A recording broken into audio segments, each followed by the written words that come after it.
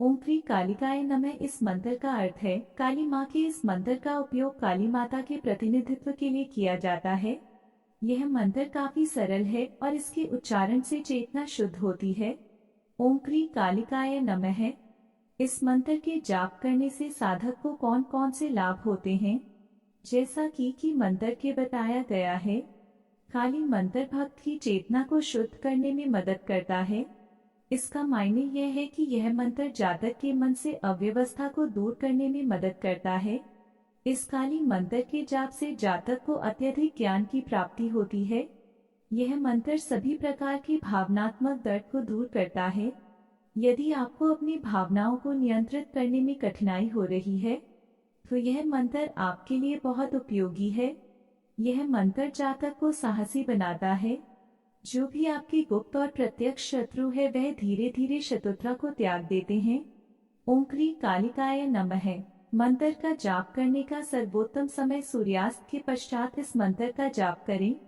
मंत्र का जाप साधक नियमित रूप से 40 दिनों के लिए हर रोज 108 बार काली मंत्र का जाप करें। मंत्र का जाप पूर्व या उत्तर दिशा की ओर मुख करके मंत्र का जाप करें। काली माता के मंत्र का जाप कैसे करें? देवी काली काले रंग का प्रतिनिधित्व करती हैं और इसलिए अंधेरा उन्हें अपनी ओर आकर्षित करता है।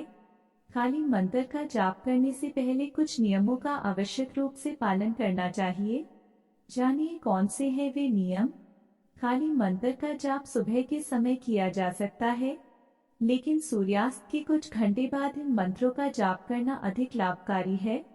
काली मंत्र का जाप अमावस्या के दिन किया जाना ज्यादा लाभकारी होता है।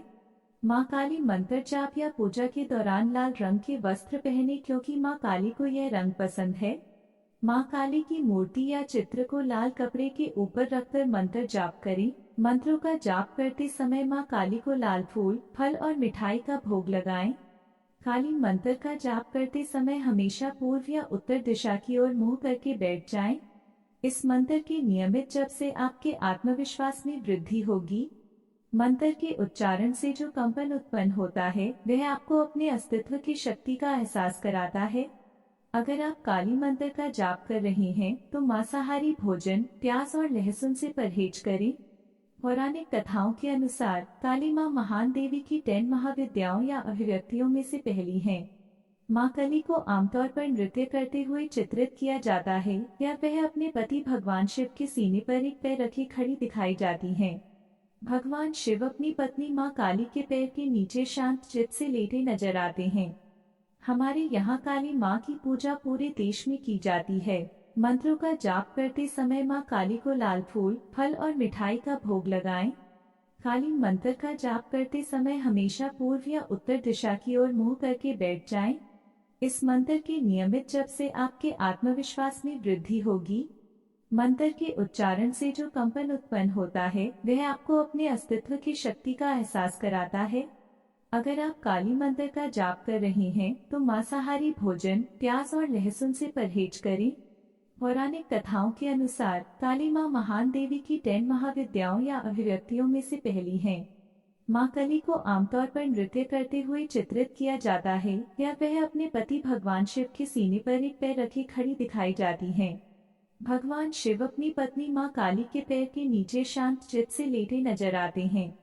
हमारे यहाँ काली माँ की पूजा पूरे देश में की जाती है। नेपाल, श्रीलंका के साथ साथ हमारे देश के कई हिस्सों में जैसे बंगाल, असम, कश्मीर, पंजाब, हिमाचल प्रदेश, केरल और तमिलनाडु के कई भागों में ये पूजा की जाती है। देवी काली ने सदियों से धर्म की रक्षा की और पाप करने वाले को नष्ट करने के लिए कई रूप धारण किए हैं। ज्योतिषियों का कहना है कि माँ कालिका हिंदू धर्म में सबसे अधिक जागृत हैं और उन्होंने 4 रूपों में पृथ्वी पर विचरण किया है: दक्षिणा काली, श्मशान काली, माँ काली और महाकाली। इन सभी रूपों ने विभिन्न उद्देश्यों की पूर्ति की है, रक्षा वध से लेकर पृथ्वी और उसके मूल निवासियों की रक्षा करने तक।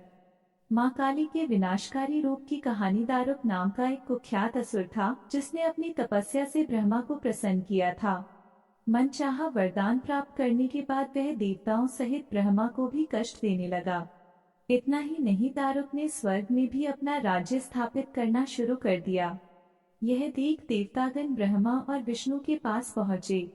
तब देवतागणों को यह पता चला कि दारुक का वध कोई स्त्री ही कर सकती है। यह सुनकर देवताओं ने एक योजना बनाई। वे महिला रूप धारण कर दारुक से युद्ध करने पहुंचे, लेकिन वास्तव में स्त्री न होने के कारण उनको हार का मुंह देखना पड़ा। देवगण अपने आधिपत्य को खतरे में पाकर अपनी समस्या का निवारण पाने के लिए भगवान शिव के पास पहुंचे। देवताओं की याचना सुनने के बाद भगवान शिव ने मां पार्वती से बोले, हे कल्याणी, मैं दुष्ट दारुक को नष्ट करने और दुनिया को बचाने के लिए आपसे निवेदन करता हूँ, आप इस समस्या का समाधान निकालें। भगवान शिव का अनुरोध सुन माता पार्वती का एक अंश भगवान शिव में प्रवेश कर गया। भगवती माता का वह अंश भगवान शिव के शरीर में प्रवेश कर गया। विष पीने के कारण शिव का कंठ काला है। इसी कारण भगवती माता देवी काली में परिवर्तित हो गई।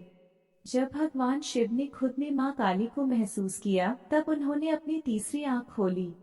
इसके बाद देवी काली प्रकट हुई।